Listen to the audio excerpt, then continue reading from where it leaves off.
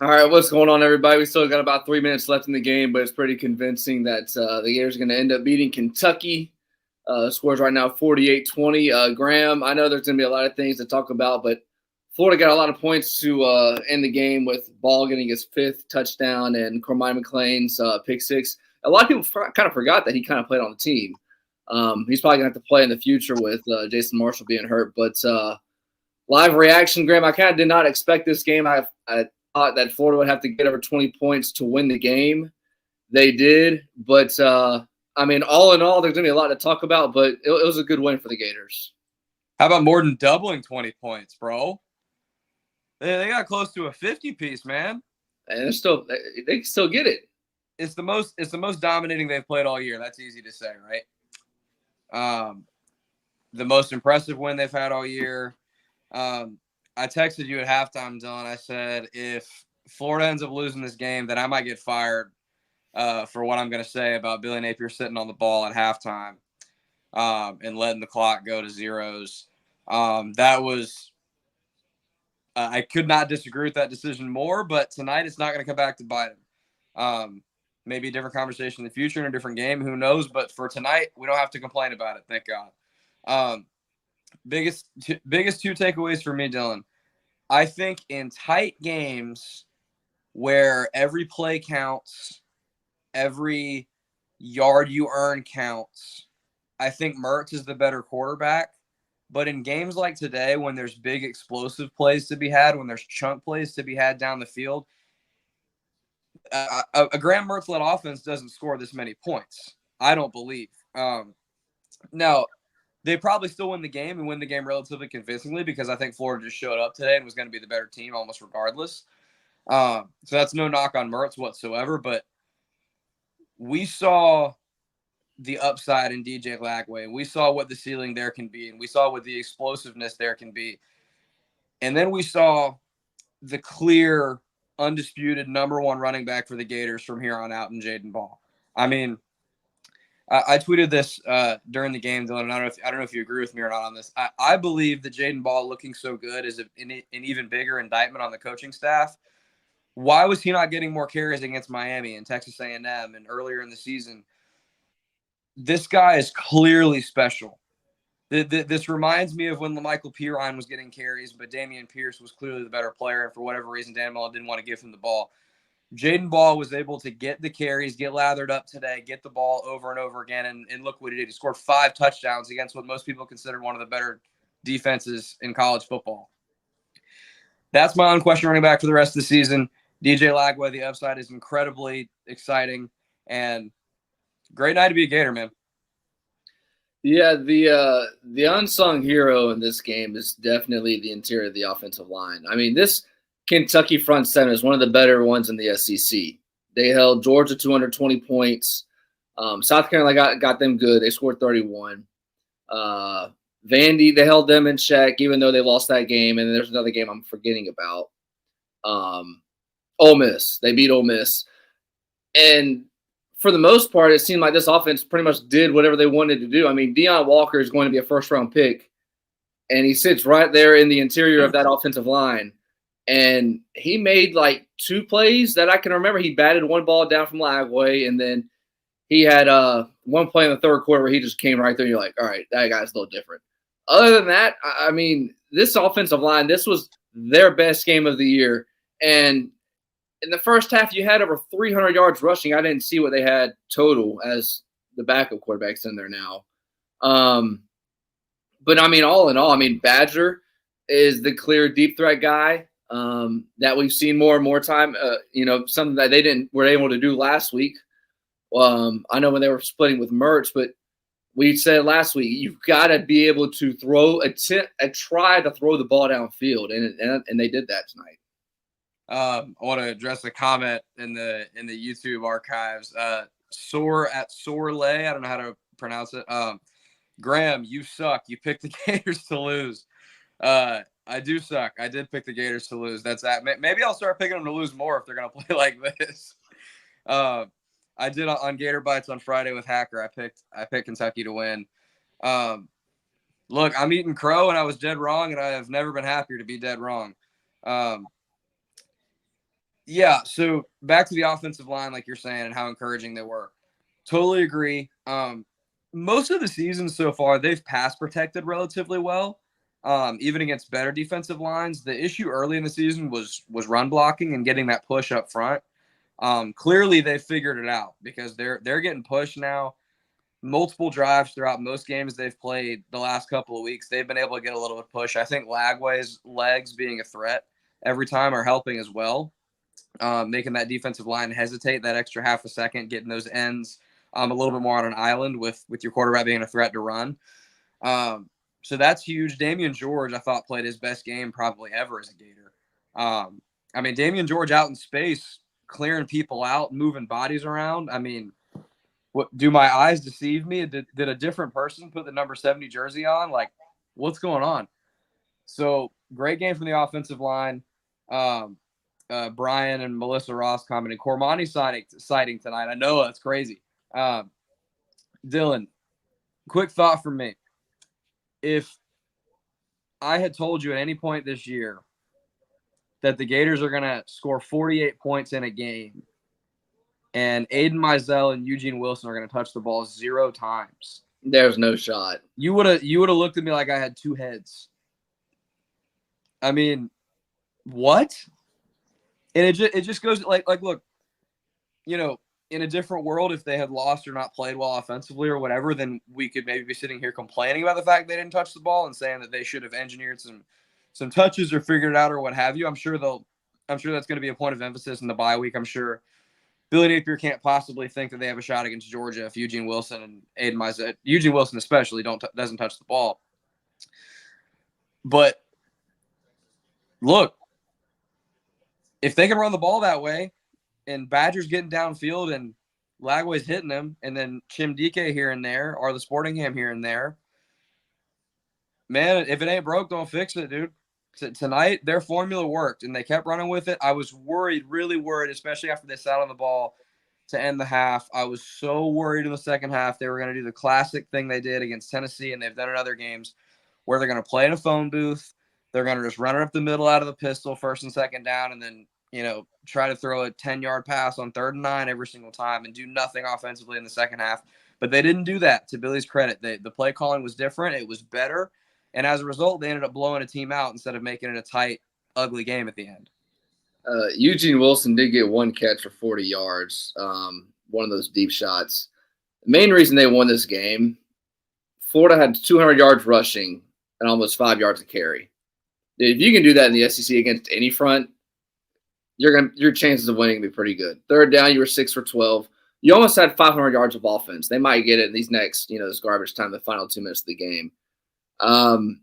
This is very encouraging for, what we all know is going to be coming up in the month of November: Georgia, Texas, LSU, Ole Miss, and then you're going to end the season with Florida State. But I'm pretty encouraged from what I've seen. And I'm going to just mention this about the 2-minute drill, and I don't agree with it either. You had to run something in the 2-minute drill to replicate it, because this is DJ Lagway's first practice, first run before you get into this gauntlet. Because when you get into this, you're either going to be trailing or going to be in a tight game, and you're going to be in that situation. And I know as many times as you practice it over and over again, the feeling of it in a game is completely different. And I don't understand why. And I know why, Kentucky's only big play was that flea flicker. They ran that because they knew that was their best shot to get points. They got it, and they had that kick return. But you got to be able to trust your quarterback and run a 2-minute drill to see what you have so you can know what you can and can't do moving forward. And you can't leave those points off the board in a bigger game, man. Like, against Georgia and Texas, you got a minute and a half left with another chance to get some more points. You're going to just kneel it out again? Or not kneel it out. They didn't kneel it out, but effectively kneel it out by just running the ball and letting the clock tick away. That is – but look, Dylan, that's a gripe of mine. I don't like that they did that, but they won convincingly, so it's not a problem. Moving forward, we're about to enter that stretch that we've talked about, how Florida's November is probably the toughest month of college football schedule-wise than any team's ever had in the history of the sport. Those first 2 games are the real big giants, right? The next 2, you got to go to Death Valley, so that's the Gators go to Death Valley, right? And then Ole Miss is at home. Both at home. They're both. Sorry, excuse me. You're right. I was losing. Sorry. It's at Texas, then the next 2 are home, and then you go to Doak, of course. Sorry. The biggest difference after tonight and after, you can absolutely argue they should have won last week against Tennessee, and then the dominant performance they had against UCF. LSU and Ole Miss look a lot more winnable now, don't they? Oh yeah, definitely. And John Soros says, I think Cormani is ready. Had a nice play. I think we'd have to see a little bit bigger of a body of work, but I think he's ready to be in the rotation, especially if Jason Marshall can't go. I mean, depth wise, if he is ready to at least play a little bit, that's going to help them a lot in the secondary. You assume Dijon Johnson and Devin Moore are your starters moving forward, but you're going to have some subs, and if Cormani can play, more power to him, man, and that would be really, really nice and encouraging. Georgia in 2 weeks, Dylan. What needs to happen to not leave the game with a terrible taste in your mouth? Be within 2 scores at halftime. At least move the ball a couple of drives.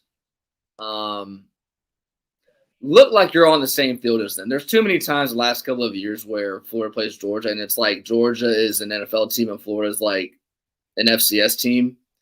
I mean, the way that everybody's been playing has been good, and I know that Kentucky and Tennessee, even though that Tennessee keeps finding a way to win games like they did today, aren't on the same path as Georgia.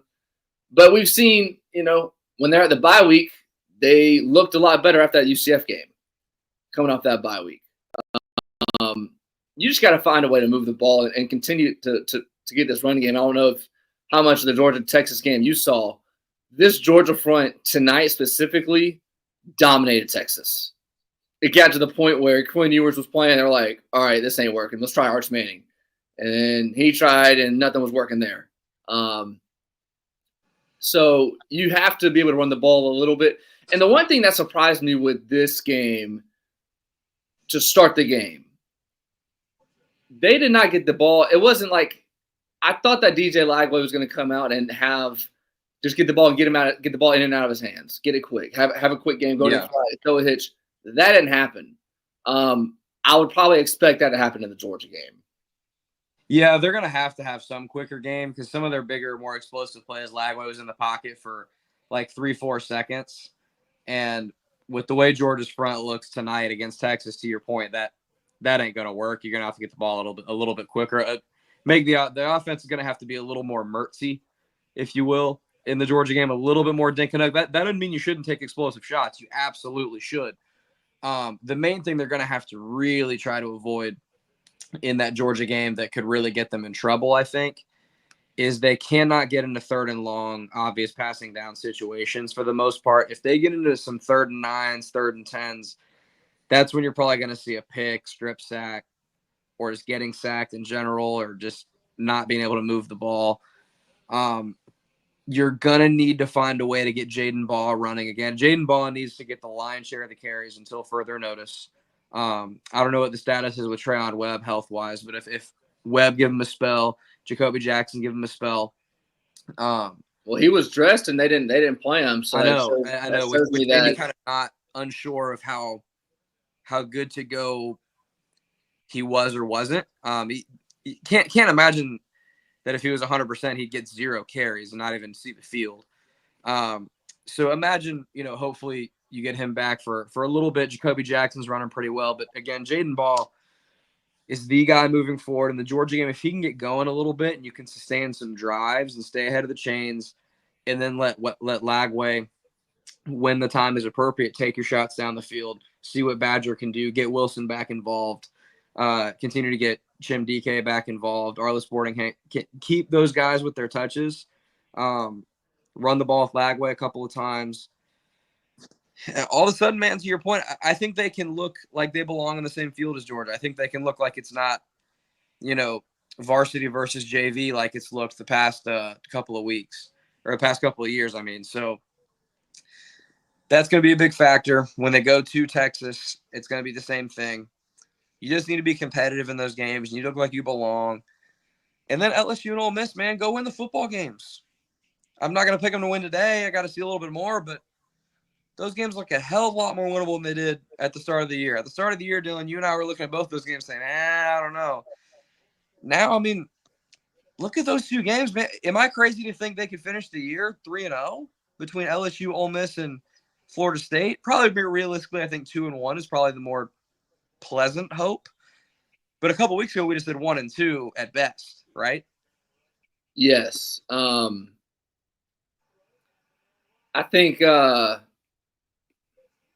one thing college football is showing you this season alone, is it's a week-to-week sport, man. It's become more like the National Football League, and like anybody can be beaten on any Saturday. I know we say it every year, but how many times have you seen a team come out flat and just get crushed? Like South Carolina came out today and crushed Oklahoma today, and I don't think Oklahoma's a good team, but Oklahoma, is an SEC team at the end of the day, and they've played really good. Talk about another team that's going to probably need a coach at the end of the year. Yeah, I don't know if Venables is going to survive at Oklahoma. Yeah, and that's we'll see how that goes. But we Vandy a month ago lost to Georgia State, and they beat Kentucky and Alabama. Georgia and Texas are by far going to be your toughest games, and then you're going to have those two out of the last three. Is it the last three? No. Yeah, 2 of your last 3 games are going to be at home. And for what it has been outside of the A&M and Miami game, they've played a lot better at home. You beat UCF, you controlled that whole game, and you controlled this whole Kentucky game. The only games where they have looked just completely like don't belong on the same field, like what the hell am I watching, are Miami and A&M. Now that's too many. At the University of Florida, you should have 0 of those games. They've clearly improved drastically. Does that mean anything about the coach moving forward? I don't know. I would tend to still say no. There's basically a whole half of football left in the season to make that determination. But look, man, this is the first time I'm just reading a lot of these comments that are coming in, Dylan. This is like one of the first times this year that I've genuinely gotten to see some happy people come in here and say, "Let's go Gators!" Like Eduardo says, "Go Gators!"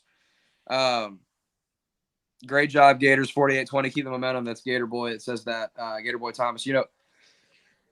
Look, it's the first time all year we've done a reaction show like this, and every single comment hasn't just been fire Billy, fire Billy, fire Billy, fire Billy. And again, I'm not even saying I wouldn't fire Billy. If I was the AD, he'd probably be gone by now. But it's just nice that we get to enjoy the Gators looking like a competent SEC team for once. It's just nice that for once I get to look at the back half of this season and say maybe they're not just going to lose every single game by 40. Yeah, I remember, what was it, 4 weeks ago at this point, Florida had a bye week, and we looked at this 3-game stretch, and we were 2-1 would be good. And we all know it because we all saw the Tennessee game. Florida should be 3-0 in that 3-game stretch. Had, a couple of things. Be 3-0. Yeah. They outplayed Tennessee, and we all know it. This is very – go ahead. Dylan, I don't want to get too ahead of myself. We got to see a couple more games and some more success to truly believe this. But could DJ Lagway and Jaden Baugh in the backfield be what we never got to see in Anthony Richardson and Dameon Pierce? I don't want to get too far ahead of myself. Yeah, but DJ Lagway was a 5-star recruit, and Jaden Baugh had 5 touchdowns tonight.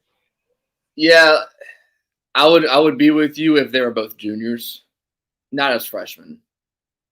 ABC Kids says all you fire Billy Napier people should be ashamed of yourself. No, we shouldn't. No, stop. ABC, don't come in here like this guy's Nick Saban because of one convincing win. I get it. They played well. That's awesome. They beat Kentucky as they should. Liquid Flame says something I agree with. Let's never lose to Kentucky again. That has to be done with now. Could not possibly agree more. the University of Florida, the flagship in the state of Florida in football, should murder Kentucky in football every year. I don't care how good Kentucky looks. They need to own them forever. How they look tonight against Kentucky is how they should look always against Kentucky. I definitely agree with that. Eduardo against us is a shame they couldn't be ready to go from the start of the season. Totally agree with that. I think if they replayed the Miami game and the A&M games now, I'm not saying they'd win, but I think they'd look a hell of a lot better. Look, this is a better football team than they were a month ago. That's positive and that's encouraging. So I don't know if that's going to mean anything moving forward, but I'm really happy I get to say that right now. Yeah, ETN was talking about highlight after the game. He just gave a shout out to Duval. That was pretty funny, I guess. His brother. Yeah, I'm kind of surprised at how well his offenses look, man. I mean, you've had a lot of big plays, and obviously you're not going to beat a lot of the teams that you're going to play in the month of November off big plays, but it's encouraging. And I think, too, another big point is Kentucky, I think I didn't really watch the game because I had the quad box going the whole time, so I was kind of watching like 4 games at one time because I'm a psycho. I think a lot of the time Kentucky loaded the box, forcing Lagway. They were wanting him to make a throw. And Lagway still made mistakes. Lagway threw a pick that got down to the 10-yard line, and somehow the defense had a goal line stand. That was really good. I think he threw another ball that should have been picked. So, I mean, and that's going to happen. You're a freshman, and the only way to get better is to play the position and make mistakes and just roll with it. But this offense clearly with Lagway that we've seen tonight that we haven't seen it in games prior. I mean, the playbook has just opened so much more, and the defense has to worry about it a lot more with Lagway and what he can run. I mean, some of those runs he had, Graham, like that first run, dude. I mean, like good luck to any linebacker that's got to tackle him, man, in the open field. Yeah, good luck to any linebackers got to tackle either of these guys in the backfield moving forward, man. I think they need to continue to utilize those 2 guys in the read option game. I think that's going to continue to help the running game for the rest of the season. I think they've kind of unlocked something there with the running game and kind of allowing these linemen to get upfield a little bit and make those defensive linemen hesitate a little bit more. Yeah, man, the upside is there and really, really, really exciting for what this might be. And just think about too, man, like we just mentioned a couple minutes ago, if they figure out a way to start getting Wilson and Mizell involved more, then all of a sudden you could really have a dangerous offense that you feel really, really good about. So Georgia's going to tell us a lot. If they come out flat against Georgia and get rolled again, then we're going to be right back where we started. I tend to think now that they're going to look a little bit better, look a little bit more competitive. And again, does it mean the coach is going to be fired at the end of the season regardless? Still probably. But I'm willing to say still that they got more football games to change my mind on that, change your mind on that, change everybody's mind on that. He's not getting fired for the foreseeable future, probably until we get close to the Florida State game, or right after the Florida State game would be when the trigger would actually be pulled there. There's a lot of football between then and now to win the favor back. He is a good start tonight. Dude, DJ Lagway, if I had told you before the game, he went 7 for 14 for 259 yards. I mean, so he threw each completion was almost 19 yards. Yeah. He only had 4 completions at halftime, but it was 4 completions for 150 yards. Yeah, that's crazy. I saw Nick De La Torre tweet at halftime that Lagway was 4 for 11, and I was like, that's the best 4 for 11 I've ever seen in my life. Yeah. They showed the box score at the end of the game. I don't know if you saw, it was 7 for 14. Like that, it did not feel like that kind of game. And then Jaden Ball finished with 22 carries for 106 yards, 5 touchdowns. Lagway had 10 carries for 46 on the ground. Jacoby had 45 yards, and that was it. The team had just under 200 yards. I think they took a knee at the end of the game that took from 200 to 197. So, yeah, all good, man. Winning cures everything, Graham. I mean, Like you said, if we lost, we would be pointing at a lot of things that happened in the first half of kicking 2 field goals to start the game. You can't fix the red zone and in the half. But, you win and you forget about everything. You figure out a way to win the game, then we're all good, dude. Graham, it's almost midnight. It's well past my bedtime. It is. And yeah, you're an early go-to-bed guy. I try to be. I'll be up another 2-3 hours watching late night out west college football because I'm sick like that. And then I'll wake up and watch your world champion Jacksonville Jaguars in the morning. Oh, yes. The wake up. I got to work in the morning. So, yeah, I'll probably watch most of this USC game. Won't be able to fall asleep. So, you know how that goes. Well, give you a show Monday. We got a bye week. Monday, Tuesday. Yeah, we'll still be giving you content. There ain't no bye week for Denmark and Marsh. Don't worry about that. Yeah. So, all these people talking about Billy. I think we should devote an entire show on why we love Billy Napier. I think that would be a great show. We had one person ask how much they pay us right here. We were bought out by Saudi Spotify, and Saudi Spotify gave us approximately undisclosed $17 million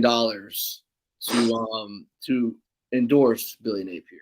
And Billy Napier pays us out of his own pocket to do this show. It's election season coming up. We have a bunch of sellouts. I'm a sellout.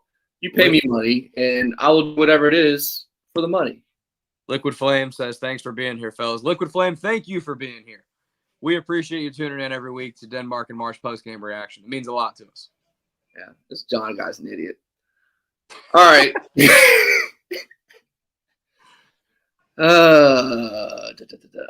they changed the jersey numbers because if there's 2 guys on the field at the same time, that's a penalty. So they have to have an extra jersey on the sideline, and they'll throw it over the shoulder pads for mostly special teams and stuff like that. Liquid Flames, it was to avoid the penalty they got against Utah last year where they had Jason Marshall and Eugene Wilson on the field at the same time, and they were both number 3, if you remember that.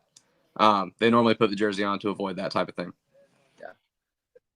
All right, Graham. I'll see you Monday, Tuesday, and we'll chop it up then, man.